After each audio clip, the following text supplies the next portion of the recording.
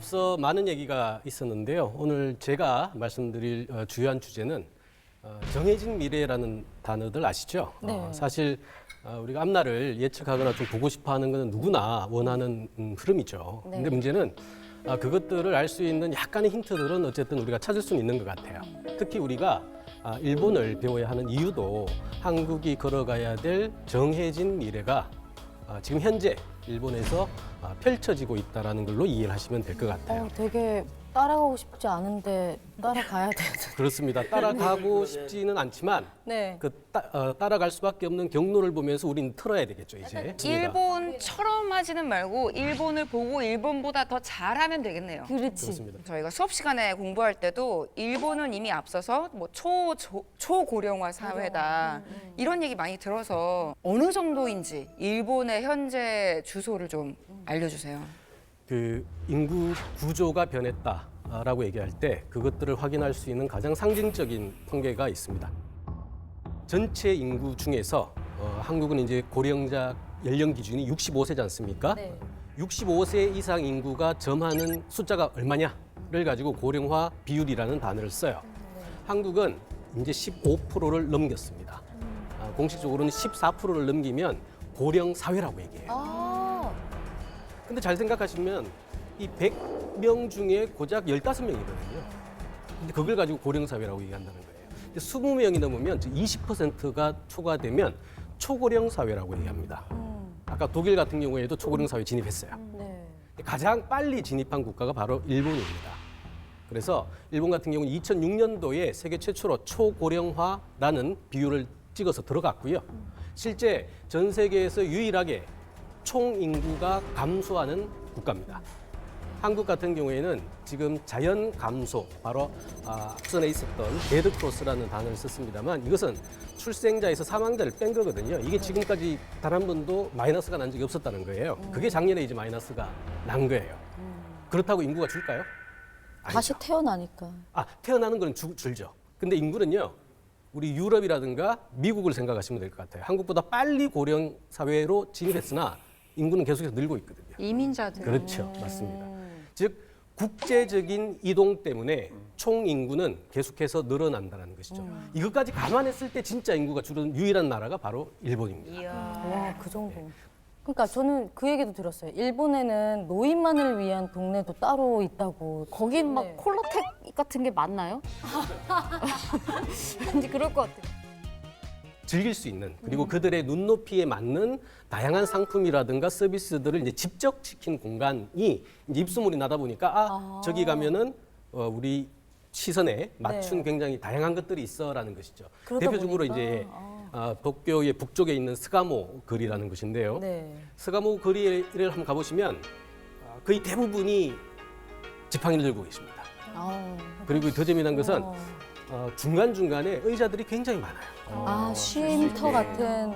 이제 일본의 백화점 같은 경우에도 1, 2층은 신기하다. 사실상 물건을 궁금해요. 팔려고 매대를 놓기보다는 네.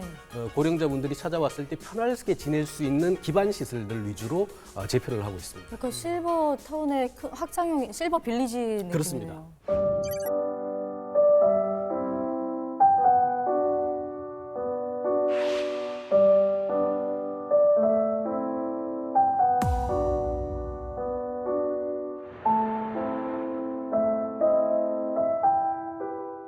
저도 한 2016년 기사를 봤는데 아이들이 쓰는 기저귀보다 성인용 기저귀가 더 많이 팔렸다는 그 기사를 보고 정말? 되게 놀랐던 기억이 있어요. 오, 특이하다. 그렇습니다. 말씀하신 기저귀 시장.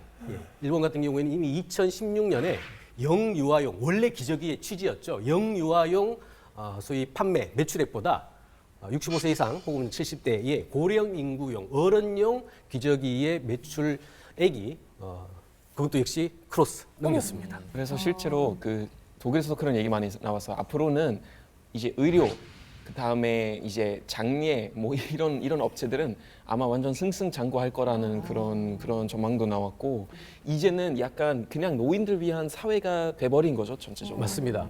조금 더 체감적인 거는요. 저도 일본에서 그 사례를 방문한 적이 있었는데 예전에는 초등학교였었어요. 이게 간병시설로 바뀌고 있습니다. 즉 요양원으로 바뀌고 있어요. 그래서 제가 재미난 인터뷰를 봤는데 그 학교 졸업생이에요. 근데 이제 연세가 한 70대신 거죠.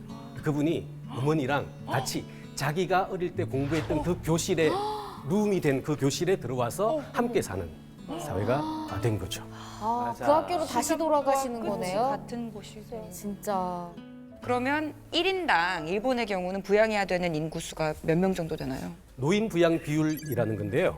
이거는 100명이 그러니까 생산 가능 인구 100명이 고령자를 몇 명 부양하느냐라는 거예요.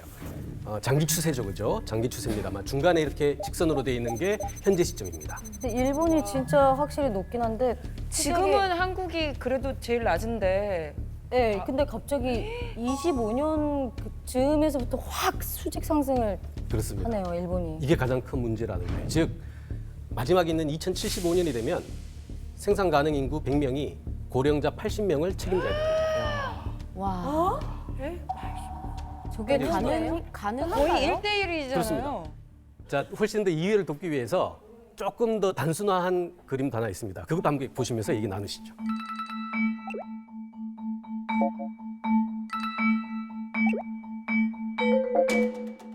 그럼 저는 저 때 제 손주가 저를 부양하나요? 부양을 못 손주라도 받으시죠. 있으면 다행이지. 취소 퇴퇴퇴 하세요. 정말 얼굴도 모르는 다른 청년이 부양하고 있겠지. 그런데 우리가 이해를 하셔야 될 게요. 이것도 지금 추정치입니다. 근데 아까 신 교수님 발표에서도 나왔습니다만 실제 상황과 추계치는 격차가 존재합니다. 그런데 우리의 현실은 추계를 항상 밑돌거든요, 지금. 그 얘기는 뭐냐면 이것도 굉장히 낙관적인 그림일 수 있다는 거예요. 저것보다 더 심할 수도 있다는 거죠. 낙관적인.